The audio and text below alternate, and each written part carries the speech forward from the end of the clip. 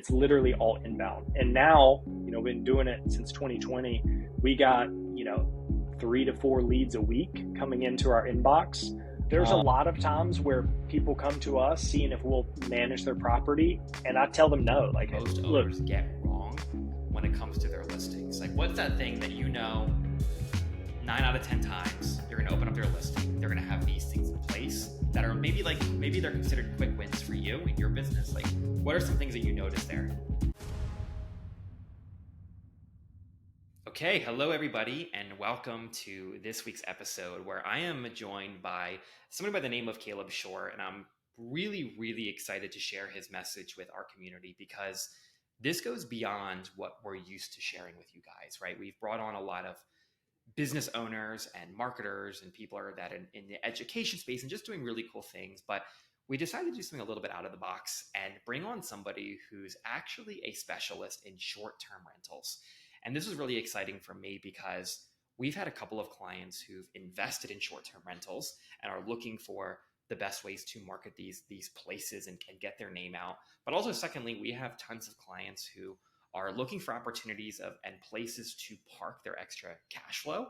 And they're thinking about short-term rentals, but they're unsure of how much work is going to be involved. What is it going to take to fill this spot? It's like all of the back-end mechanics. And I'm really excited to share with you guys Caleb. He's been doing this for a bit of time now, and I've been following him on social, seeing his videos, his content, his tips, and he is a complete expert in this space. And I'm really pumped to have you here, Caleb. Thank you for taking the time.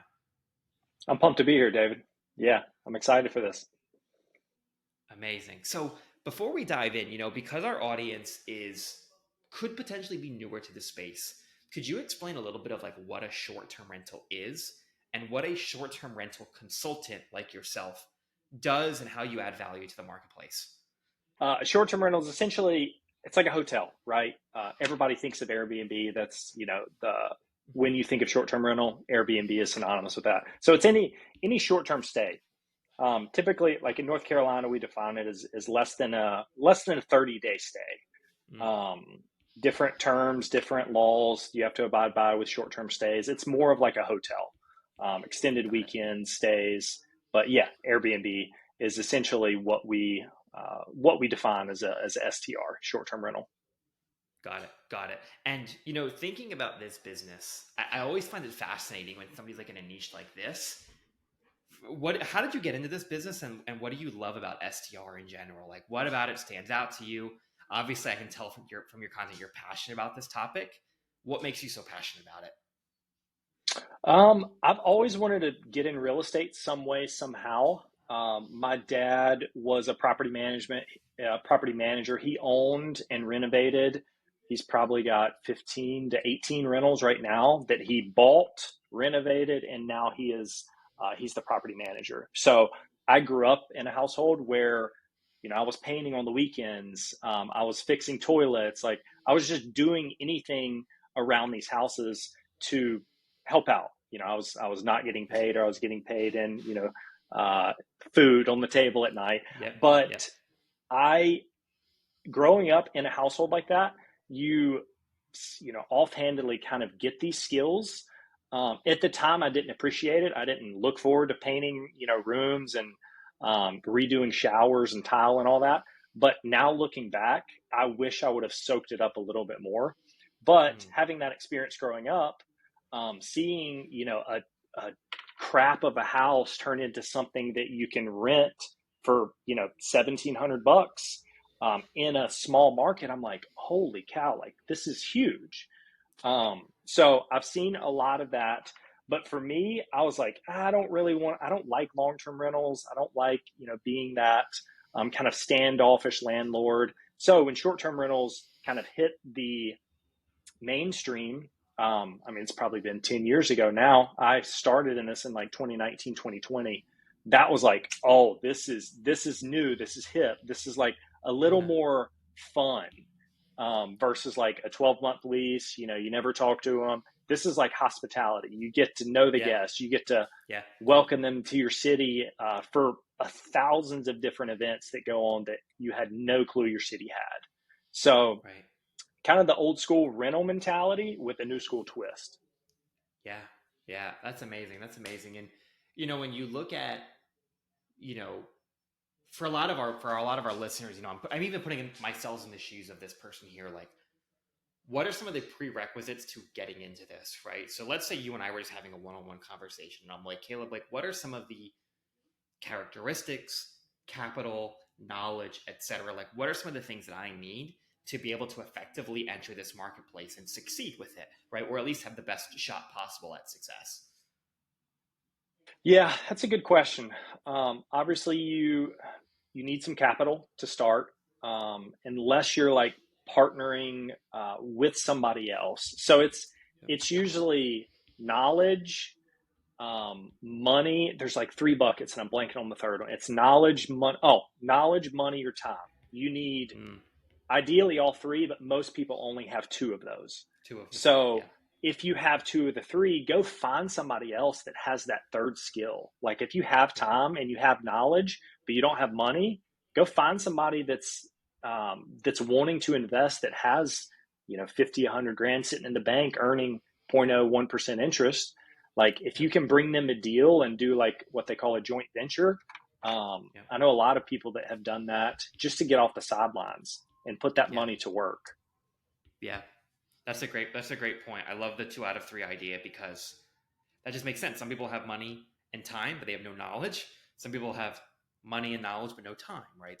That makes total sense. And, you know, thinking of me and I obviously you're based out of Charlotte, North Carolina, and you could probably find hotspots anywhere, but like, could this work in any location that short-term rentals are obviously legal in, right? Every municipality is a little bit different. Like, I'll give you an example. I'm probably about an hour to an hour and a half from New York City.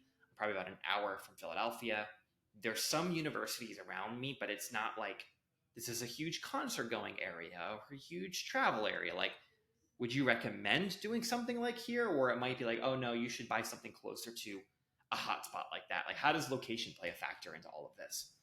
Yeah, I think this is a big misnomer. In most markets, if you have enough travel demand, which there's a lot of tools that we can get into to see if that like city or market is is a good fit for short-term rentals.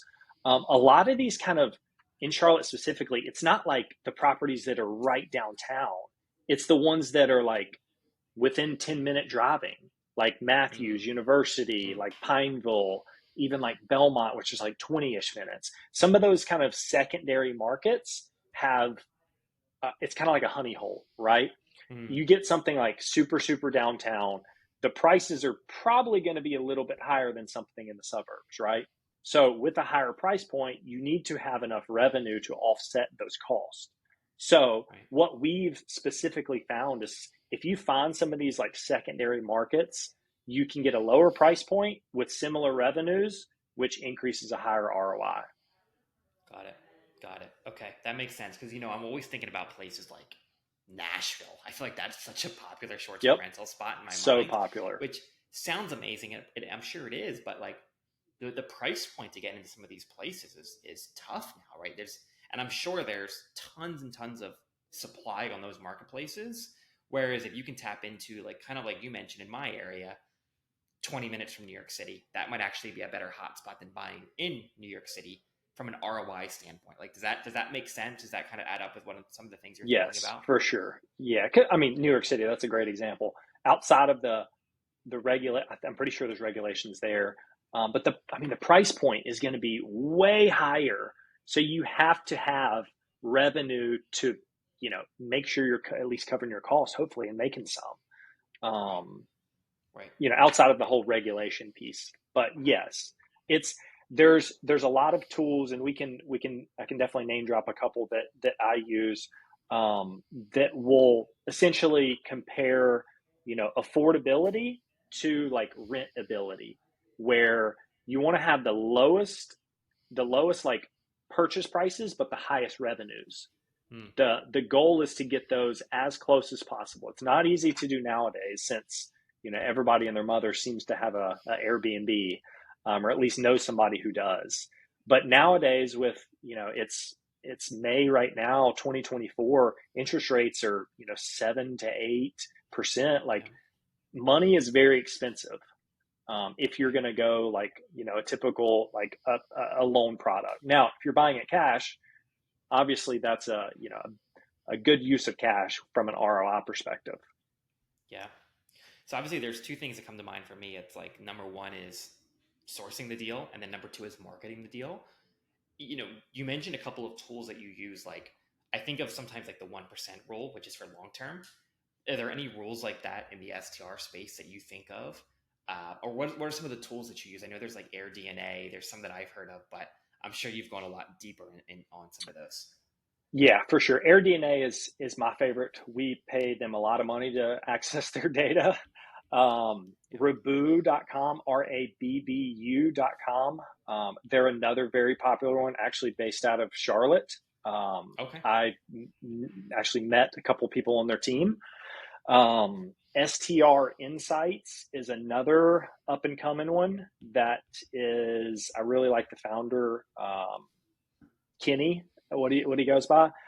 There's honestly Mashvisor is another one. There's a lot of these kind of other ones. They're all good, not great. They're projections. They have an algorithm that determines what a property will actually make. But there is a level of, I feel like you have to have some type of human touch whenever you're looking at properties, because an algorithm doesn't know if the kitchen's been remodeled or what this style is compared to the other comps in the area.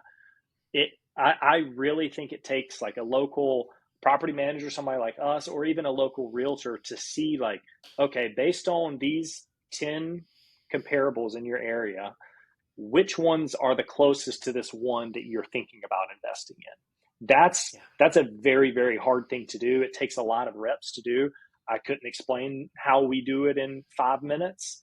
It would take hours, but that's where the level of detail that somebody that wants to be successful in this really needs to be at. And um, use us, use a local realtor. If you do find a local realtor, make sure they understand short-term rentals. There's a big Mm. difference between a realtor Yeah. who understands Yeah. short-term rentals and a realtor who knows what short-term rentals is. Huge, huge difference. Right. So make sure they either have clients that they manage properties, they place clients into other short-term rentals, or they have a very good history of track record of being successful there. Got it. Got it. No, that makes total sense. That makes total sense. And when you're sourcing a deal, right? If you're advising somebody on, um, for example, when my wife and I were looking in the Poconos at one point, and we ended up not doing anything yet. But one of the things that we realized after speaking to a realtor was that you want to get a property that looks like a cabin, right? Because when people are going to the Poconos, they're going to be doing things like that. They want to stay in a place that gives them the vibe of that, and not a place that looks like a normal suburban home, right? But what are some of the ways that you can figure out like the amenities that matter in different places, like hot tub versus porch versus this versus that? Like, how do you figure that out and figure out what actually matters? Yeah, it's a complicated thing. I really think a human touch of going through the comps and seeing what others are doing. Like for example, we got a consulting client in the Smoky Mountains, right? I don't really know much about the Smoky Mountains, but I have data to essentially uncover what other successful hosts are doing. What I found was of the 20 closest comps within like a mile radius of like this 3-bedroom house in the Smokies, 90% of them had hot tubs. Hmm. So I was like, oh, okay. Yeah. Everybody's got a hot tub. So you almost have to have a hot tub in that market to compete. Right. Otherwise, there's just so much data showing that like a hot tub is a huge amenity. Now, Right. I've seen a lot of people going above and beyond with these amenities where they're adding like pickleball courts, cornhole, fire pit, um, outdoor like string lights over the hot tub. There is a lot of these like next level hosts. But to kind of circle it back to your question is it takes a level of detail of going through each individual listing in your closest kind of area and seeing what the highest performers are doing and just mimicking what they're doing, maybe 1% better of what they're doing. Yeah, I think what you touched on there is key because it's like obviously step number one is to match what they're doing, right? If 90% of people have a hot tub and you don't have one, you're going to suffer from that, right? Unless you're Yep. very competitively priced, but then you're not making the ROI that you want to Then make, it's right? And right. Then it's a race to the bottom, which is not where you want to be. yeah, but you said something key there that I think is important, which is like, all right, you know you're going to get a hot tub, but now you want to be elevated, right? You want to be in the top 10%. And that's where little investments like spending $100 on the string lights or Yep. buying a colorful light that goes in the hot tub or um, a pickleball court. Freaking, I would pay extra for a pickleball court. You know what I mean? Mm-hmm. And a lot of other people would.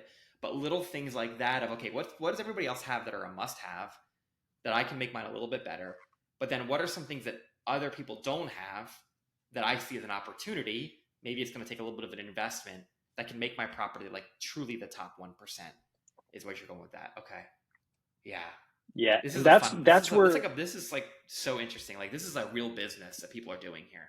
it is. It is to the level that I've seen. And honestly, nowadays, you can still probably put up a decent listing at a, if you purchase it right and still be pretty successful.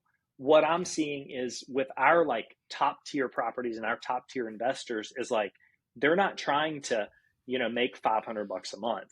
They're trying to make $5,000 a month, where it's like to hit that like top 1% level, you have to be so unique and so different to where you're playing in a different market. You can charge whatever you want per night.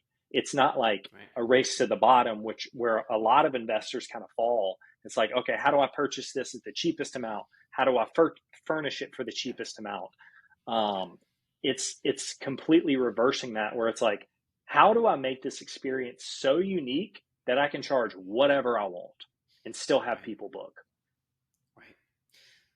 Obviously, you interact with a lot of people who have short term rentals through your media, your business, all of that.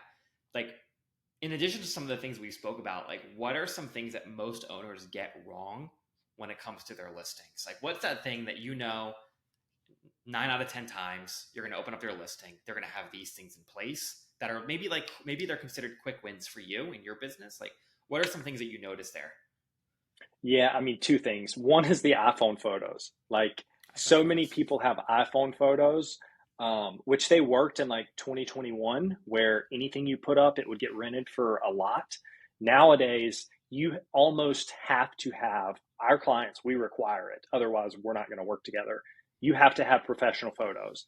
And by Yeah. professional, I mean a real estate photographer with a wide angle lens and someone who has actually shot short term rentals, because once again, there's a difference between a real estate photographer and a short-term rental real estate photographer. Big difference. So Got it. we require that. Photos, 100%, that's a non-negotiable for us, because this is the only real estate transaction that was 100% remote. There's no touring a listing before you book. It's photos, that's all you get. We've actually added virtual tours Mm, to our listings. Some of our higher listings, we're adding virtual tours because it gives them another element to book. And yeah. also from us, from a marketing perspective, it's unique, it's different. People remember Yeah. different. The second one is staging and design. Those that is so overlooked. And this one's a very expensive one. Photos are relatively cheap, 200-300 bucks. But staging and design and furnishing and design it's so important. When done right, it absolutely can set you apart and dominate. All same thing, a unique experience people will pay for. A lot of our guests are looking for something that they wouldn't necessarily live in, right? We just went live with our most unique listing that we staged and designed. It probably cost them 15, maybe 13 to 15 grand. I can't remember, but there's like, there's flamingos everywhere. There's bright colors, like the shower curtains Mm-hmm. have like lions on them, but it all is cohesive throughout the property. It's super Yeah. unique. And as soon as you see those photos, it's like, whoa, we give it a unique name. It's memorable, and no other competitors in that market, in that bedroom count, is doing this. So We actually just went live a couple of days ago. We've already got two weeks booked immediately. So Wow. those two are, I would say, the lowest hanging fruit. And whenever you think about it, is these two are like the last two things right before you list a property. You've purchased a property, you've put 20% down, you've paid your listing agent, you paid the buyer agent. It's like at the very end, it's almost at the finish line where you can start to see the light at the end of the tunnel. This is where everybody gets really, really cheap. I always urge our investors, like, go all in. Like, this is the time to not cut corners. This is when you really need to double down, because in 6 months you should be making an ROI on all of that you just invested in. Right. So those are the two biggest things that I see first time investors doing. There's two examples that come to mind when you say that. The first one is my wife and I love going to Disney World. And more recently, we used to always stay in the Yes. park, but more recently, we've been looking at Airbnbs because you can save so much in comparison to hotels. And some of these houses are like, I mean, video games, movies playing. I mean, it's like Disney Princess Room, and especially when you have kids and stuff like that. That makes the experience so much more elevated. Where if I'm, like you said, from an ROI standpoint. If I'm looking at a house for 200 a night, that's more standard, versus 260 a night that has all of these different amenities and features, it's a good chance I'm going to go for the 261, right? If I think that my family and my children would value that. And the second one is, we were talking about Nashville before we hit the record button, and some of these Airbnbs have like an Elvis Presley room, they have a Dolly Parton room, they have all of this cool stuff with instruments, and it just makes it so you don't just go out into the world and then come back and you're back at your Airbnb and you're out of the culture, but you're still in it. Like it's part of the experience. And it's a great point of the theming and figuring out where you are with all of this. And that's Yeah. great. And also the iPhone photos. I mean, that makes total sense as well. Yeah. And I'm not hating on the iPhone specifically. I've seen some great iPhone photos, but whenever you do this enough, you can tell. Like, I could pull up a listing right now and be like, yep, those are iPhone photos. You might not be able to tell to the naked eye, but whenever you go from listing to listing and you're looking at, 10 to 20 listings, the ones that are crisp, like tell a story, that are super HD, super bright, you notice that subconsciously, similar to like an advertising. I mean, you're not going to put up an ad with, super low quality. You're going to get like HD photos. You're going to get a super crisp video, because that's what people are judging the entire experience on. Yeah. Yeah. That makes total sense. Thinking of marketing listings, when we have a client who has a short-term rental, and with us being in the marketing space, comes to us for marketing advice, and not knowing a ton about STR yet, which is why I'm excited to be talking to you. We hit the Google search and the YouTube just to get some ideas and feedback, and there's not a whole ton there when it comes to what part paid advertising, social media, SEO, email marketing, etc., plays in the success of a property. Could you speak to that a little bit, right? So, like, from an online marketing standpoint, what are some like must-haves that like every property needs to be doing? And then what are some nice-to-haves too that are like, hey, not a lot of people are doing this, but this is leaving money on the table if you're not. Like, could you speak to that a little bit? Yeah. So there's, I'll speak to kind of two avenues that I see from a marketing perspective. Like, marketing my business to other investors, that's one type of marketing where we're trying to get deals, we're trying to get properties under management or consulting. That's like one level of marketing. Now, the other type of marketing is the one that you were mentioning, where it's you're marketing to guests. That's more of like what your listing photos are on your Airbnb, what the description is, what your photo captions are. That's a completely different type of marketing. The first one is whenever we're marketing to investors, we want to make sure we're talking their language. We talk about ROI, cap rate, down payment, interest rate, like all those kind of terminologies that our ideal client, which is investors, care about, right? So our websites, our social media, all that is set up directly to them. The flip side is guest. Now, what do guests care about? Care about a great experience with their friends and family, right? They care about a clean property. They care about the outdoor space, the amenities. So we're hitting on those in the listing, and also some of our kind of outside marketing as well. So us specifically in our market, Airbnb is the big one. That pulls probably 50-60% of our bookings. VRBO is another big one. That pulls probably 30-40% of our bookings. And then we have a direct booking site as well. This is really where your marketing comes into play, because the smart traveler nowadays, they'll go to an Airbnb listing, they'll see your title and your business on that listing.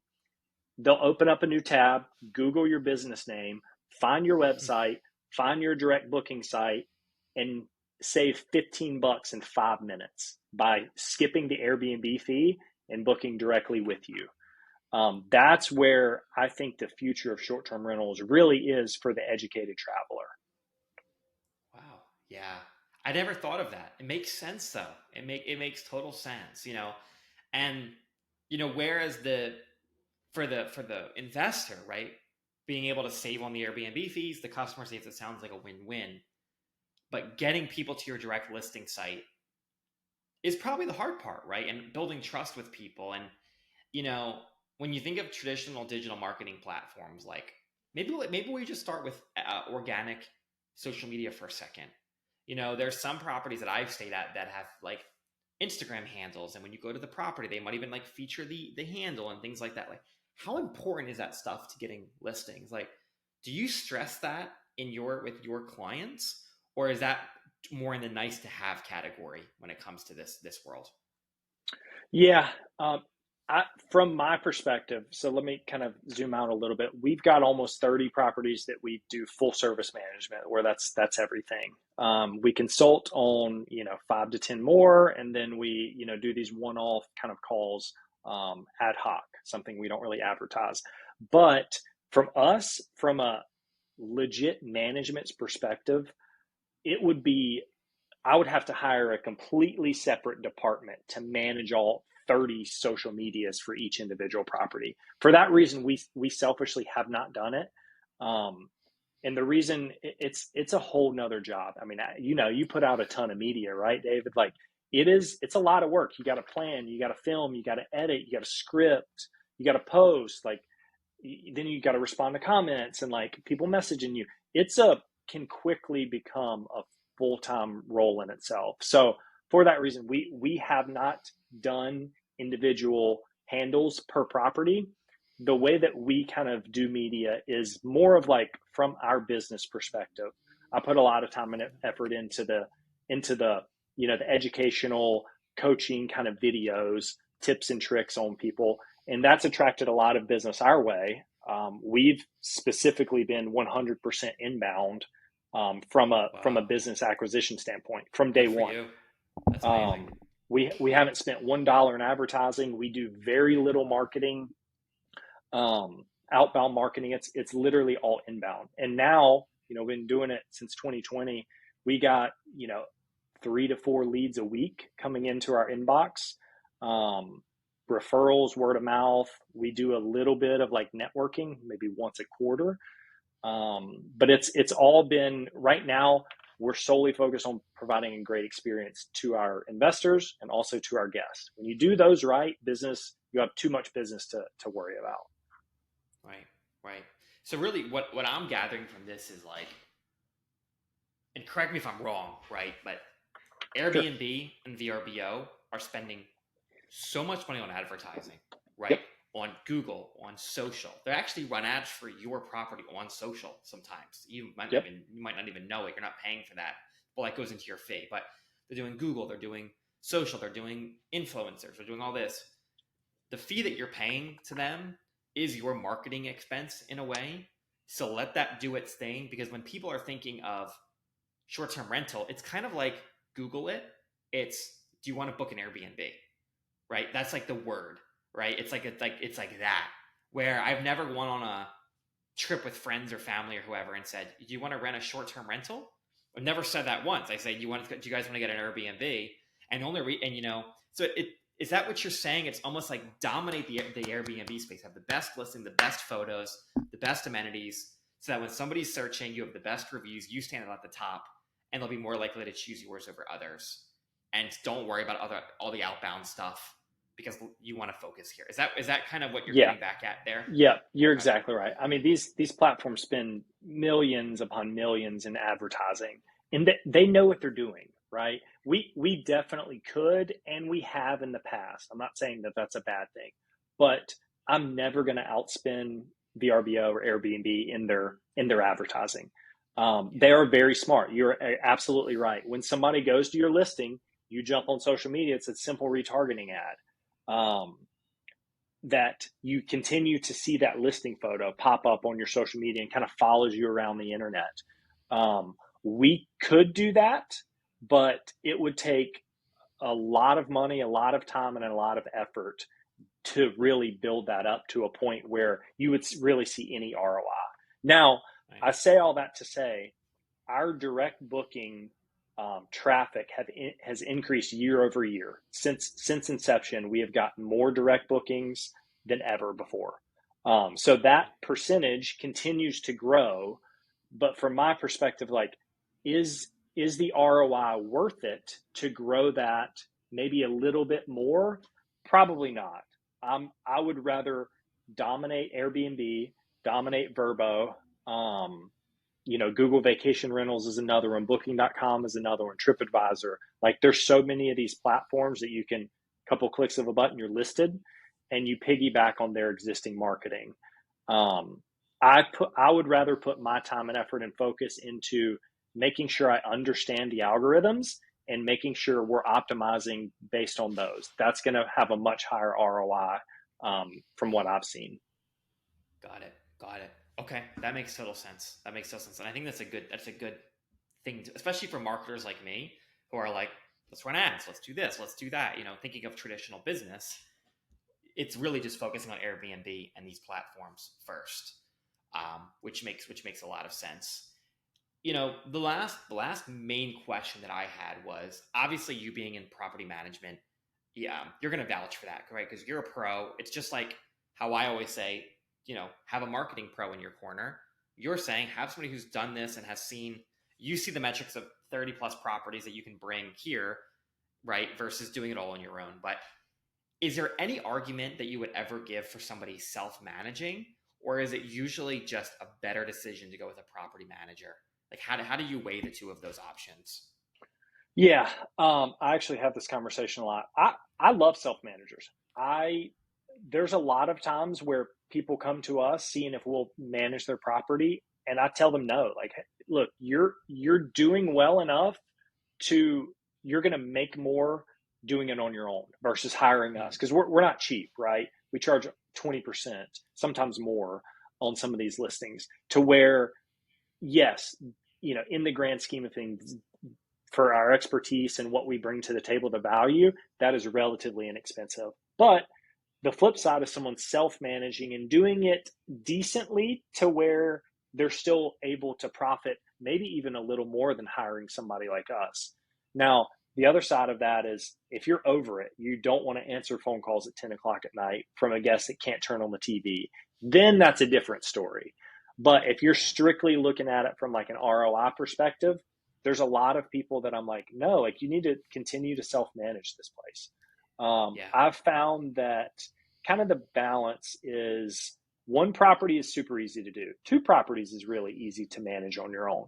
Once you hit like 3 to 5, that's when it becomes a full-time job where you've got to introduce technology. You've got to introduce some automations, like dynamic pricing.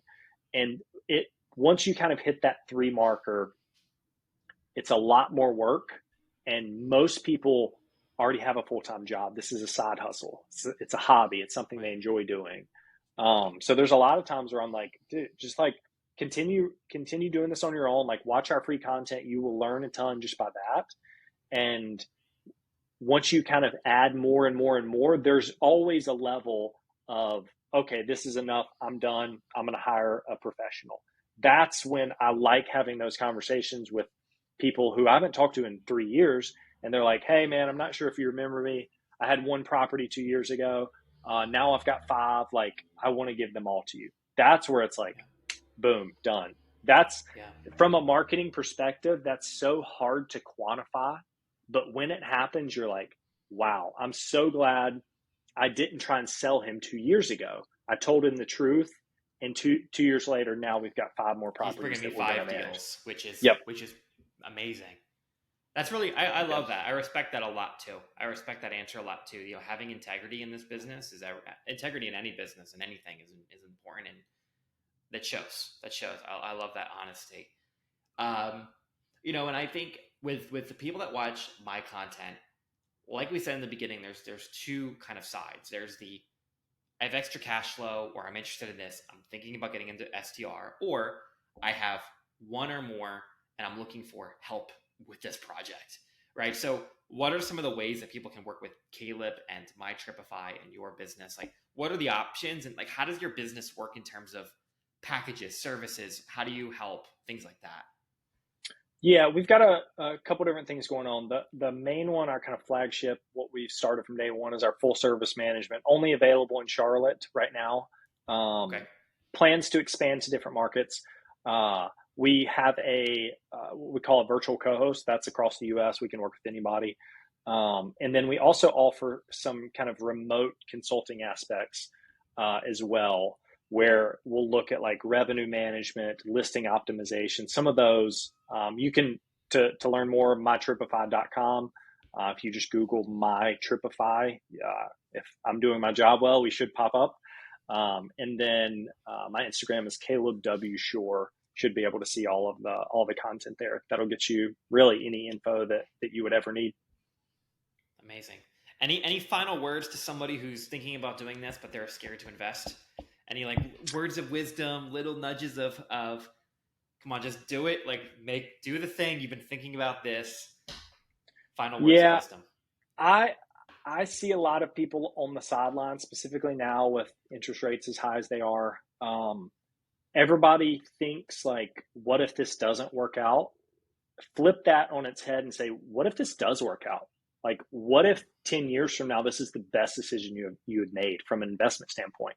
Like, in the end, you could definitely lose money here, but you're buying a real asset. Yeah. It's not like a stock, right? Those are, relatively a little more risky than like a hard asset where you're buying land, you're buying housing. They're not going to make any more land. It's a finite resource, unless Elon gets us to the Mars or whatever. But I would say, think not what happens if this doesn't work out. Think what happens if this actually does work out. Amazing. I love that. That's a good mindset shift that you just need to have almost anything. We shoot the shot, make it happen.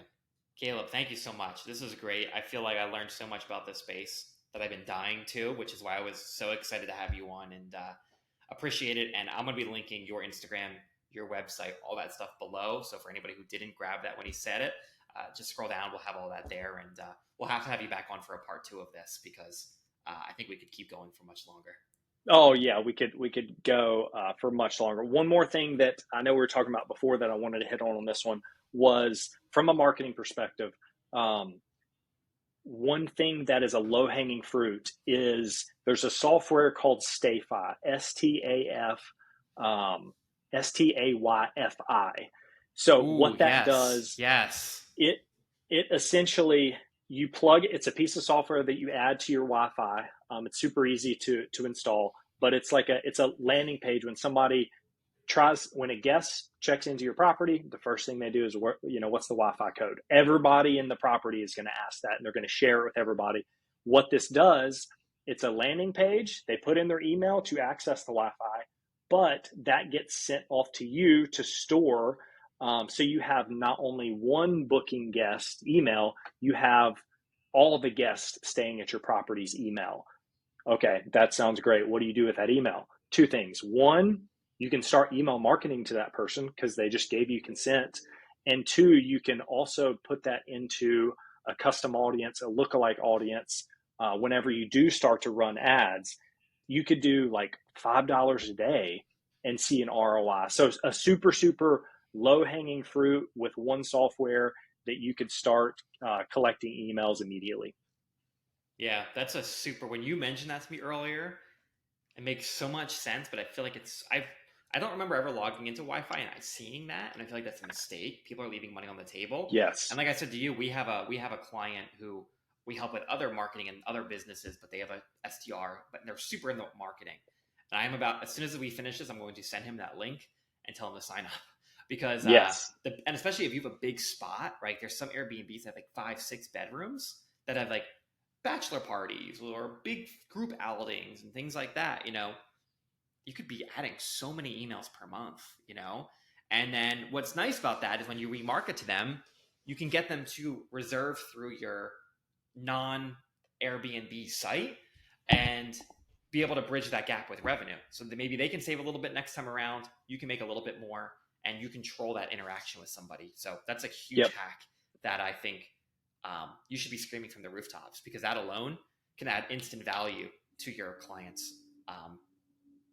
I don't know anybody that's watching this that has an SDR will find value in that for sure. Yeah, it's such a slept on thing that you set it up, you start collecting emails. You don't have to do anything right now, right? You don't have to know how to set up ads or anything. It's like, okay, let's just start collecting this data to, maybe 6 months during slow season. You're like, oh, okay, now I want to hire David to run my SDR ads. Yep, yep. Heck yeah, man. Heck yeah. Well, Yeah, Caleb, wanted thank you to so drop that. much. This was yeah. I'll drop that link below too. I don't know if you have an affiliate link, drop that to me, Caleb, because I'll include that. But thank you for that tip. That's going to be huge, and I think that's going to be a big Yeah, one. yeah, of course, man. All right, Caleb, thank you so much, and we'll see you guys in the next interview. Sweet. Appreciate it, David.